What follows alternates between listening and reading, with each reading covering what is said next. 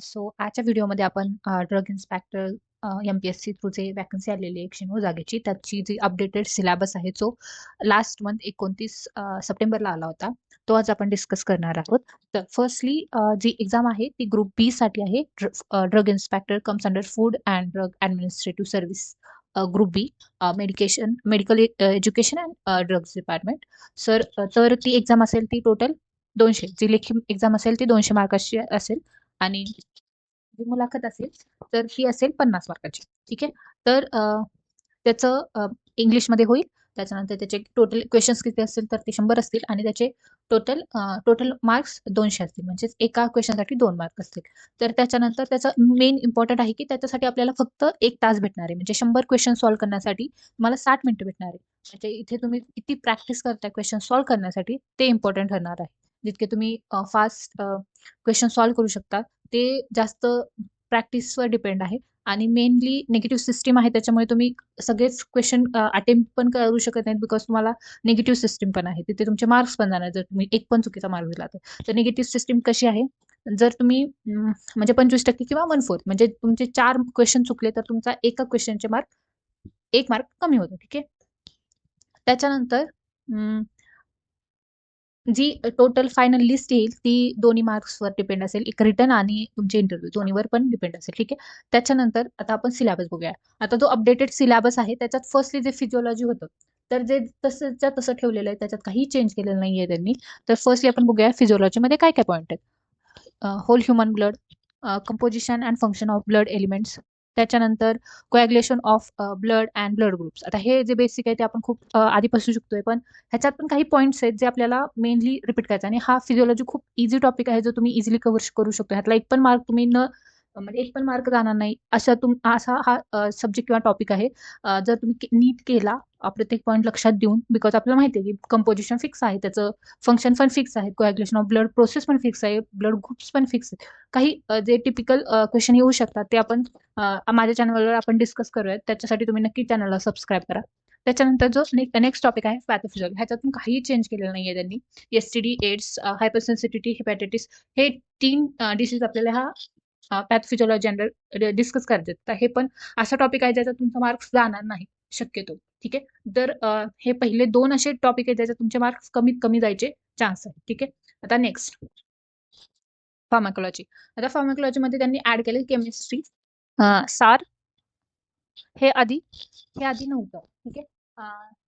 तर आपण असं म्हणू शकतो की हे त्यांनी ऍड केले. त्याच्यानंतर factors modifying drug action and mechanism of drug belong to following categories. आता हे टॉपिक तर सेमच ठेवलेले त्यांनी, त्यात फक्त लास्टला हे ऍड केले त्यांनी तिथून. हे एक ऍड केले. त्याच्यानंतर असे खूप शॉर्ट सिलेबस होता आधी कोलॉजीचा, पण त्याच्यात त्यांनी भरपूर गोष्टी ऍड केल्या, जसं की रेस्पायरेटरी ड्रग हे नव्हतं, त्यानंतर GIT ड्रग हे पण नव्हतं आणि ॲटोकॉइड्स हे पण नव्हतं. म्हणजे हे जवळपास त्यांनी हे एक्स्ट्रा ऍड केलेले. तर आता आपल्याला एक्स्ट्रा मेहनत घेऊन हे कम्प्लीट पण करायचं. ठीक आहे. त्याच्यानंतर नेक्स्ट टॉक्झिकोलॉजीमध्ये पण हा पण असाच एक टॉपिक आहे ज्याच्यात आपण एक पण मार्क म्हणजे जाणार नाही असं स्टडी करू शकतो. ठीक आहे. तर ह्याचे क्वेश्चन काही बेसिक असतील किंवा रिपिटेटिव्ह तेच विचारले जाऊ शकतात. तर आपण प्रिव्हियस इयर क्वेश्चन पेपर पण डिस्कस करणार आहे टॉपिक वाईज किंवा सब्जेक्ट वाईज असं पण म्हणू शकतो आपण. तर त्याच्यासाठी तुम्ही चॅनलला सबस्क्राईब करून घ्या. मी रिपीट लक्षात आणून देते कारण की तुम्ही कदाचित करणार नाही. ठीक आहे. त्याच्यानंतर जिनोटॉक्झिसिटी, कार्सिनोजेनिसिटी आणि टेरेटोजेनिसिटी, म्युटेजेनिसिटी हे 4 टॉपिक एक्स्ट्रा ऍड केले गेले. ठीक आहे. त्याच्यानंतर science, symptoms and management of CNS हे पण आधी नव्हतं, पण त्यांनी हे ऍड केले. म्हणजे आपल्याला आता हे एक्स्ट्रा जे आधीपासून स्टडी करताय ह्यांना त्यांच्यासाठी हे नवीन पॉईंट्स असतील. ठीक आहे. त्याच्यानंतर आता बघा, जसं टॉक्झिकोलॉजी, पॅथोफिजिओलॉजी आणि फिजिओलॉजी आतापर्यंत 3 टॉपिक झाले ज्याच्यात आपले एक पण मार्क जाणार नाही असे आपण स्टडी करू शकतो. त्याच्यानंतर असा नेक्स्ट जो आहे तो आहे मायक्रोबायोलॉजी. ह्याच्यात पण आपण जर नीट सगळं कव्हर केलं तर कमीत कमी स्टडी करून किंवा जास्त काही ह्याच्यात टॉपिक कव्हर करण्यासारखा नाहीये. इझिली आपण ह्याच्यातले सगळे पॉईंट्स कव्हर करून चांगले मार्क्स पाडू शकतो. ठीक आहे. त्यात जसेच्या तसे त्यात काही चेंज केलेलं नाहीये त्यांनी. त्याच्यानंतर नेक्स्ट बायोकेमिस्ट्री, हा पण खूप इझी आहे, पण ह्याच्यात असे क्वेश्चन आहेत ज्याच्यात आपण कन्फ्युज होऊ शकतो आणि जास्त पॉईंट कव्हर केले जातात. त्याच्यामुळे इथे थोडंसं आपल्याला मेहनत घ्यायची गरज आहे की रिपीट इझिली तुम्ही कव्हर करू शकता, पण तुम्हाला रिव्हिजन जास्त करायची ह्या टॉपिकची. त्याच्यानंतर नेक्स्ट हे पण सेम आहे, ऍज इट इज सिलेबस ठेवलेला आहे. नेक्स्ट हा केमिस्ट्रीमध्ये पण ऍज इट इज आहे, इझी आहे.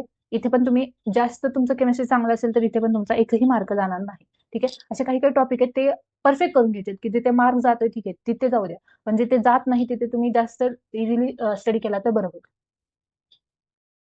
नेक्स्ट प्री फॉर्म्युलेशन स्टडी म्हणजे फार्मास्युटिक्सचा जवळपास सगळा आहे सिलेबस. ह्याच्यात भरपूर त्यांनी सिलेबस ऍड केलेला आहे.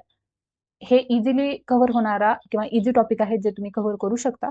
त्याच्यानंतर आता इथे आपल्याला सगळे डोसेस फॉर्म नीट करायचे, त्याचे टाईप्स, त्याचे जे क्वेश्चन येऊ शकतात ते सगळं तुम्हाला करायचंय. असंच फार्मास्युटिक्स त्याच्यात इंडस्ट्रियल फार्मसी त्यांनी ऍड केलेले आहे, त्याच्यानंतर कॉस्मेटिक सायन्स ऍड केलेले आहे. त्याच्यात जे जे टॉपिक आहेत ते आपल्याला करायचे तर आता. आणि आपल्याला हे आपण मेनली येणारे एमसीक्यू वगैरे आपण असं बघून करू शकतो.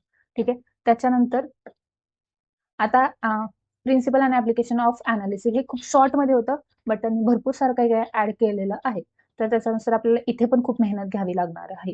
जसं कोलॉजी, फार्मास्युटिक्स आणि ह्या अनालिसिसचा पार्ट हे ते आपल्याला जास्त एक्स्ट्रा मेहनत घ्यायची.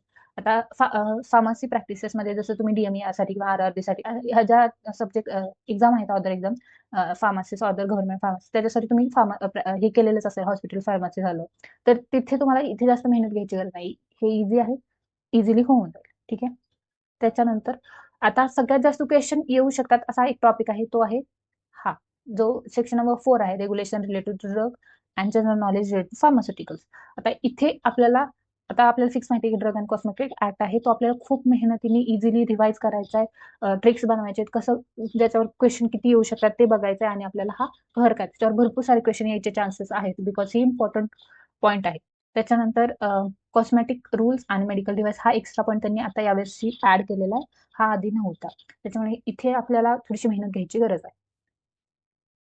हे सगळे जो पॉईंट त्यांनी आधी वेगळं ऍड केलेलं नव्हतं, एकत्रच टाकलं होतं जनरल नॉलेजमध्ये, पण त्यांनी हे एक्स्ट्रा ऍड केलं. त्याच्यात आपल्याला आता बघायला भेटेल काही एक्स्ट्रा त्यांनी पॉईंट्स ऍड केलेले, जसं की RMI, महाराष्ट्र NDPS रूल्स, त्याच्यानंतर इसेन्शियल नार्कोटिक ड्रग्स, त्याच्यानंतर Maharashtra poison rules 1970 and IPR हा पण होता.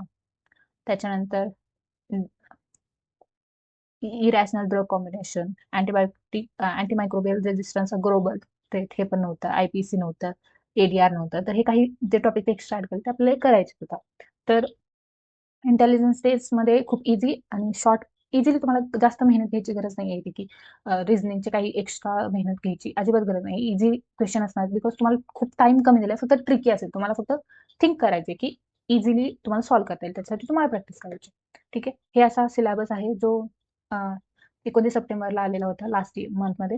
तर आपण आता नोट पण दिलेली आहे की इथे त्यांनी एक इम्पॉर्टंट नोट पण दिलेली आहे की म्हणजे जे लेटेस्ट ऍक्ट किंवा रूल्स असेल त्याच्यावरच ते कन्सिडर केले जातील, त्याच्यावरूनच आपल्याला स्टडी करायचं आहे. त्याच्यामुळे आपण ओरिजिनल ऍक्ट किंवा रूल्स सिलेबस वगैरे असं यूज करू शकतो. ठीक आहे. त्याच्या असा सिलेबस ओव्हरऑल आहे.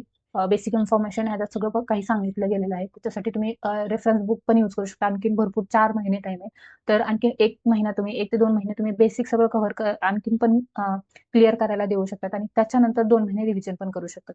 त्याच्यामुळे आणखीन भरपूर टाइम आहे, तर तुम्ही आजच स्टडी स्टार्ट करा. आणि जर तुम्हाला ऍज अ ड्रग इन्स्पेक्टर ऍस्पिरंट तुम्ही पण असाल आणि तुम्हाला पण असंच काही इन्फॉर्मेशन पाहिजे, आपण डिस्कस करून किंवा MCQ वगैरे सॉल्व्ह करणार आहोत, तर त्याच्यासाठी तुम्ही नक्की चॅनलला सबस्क्राईब करा आणि नक्की तुम्हाला हे पण सांगायला विसरू नका की तुम्हाला आणखी कसे व्हिडिओ बघायला आवडतील. ठीक आहे. थँक्यू फॉर वॉचिंग आणि बाय.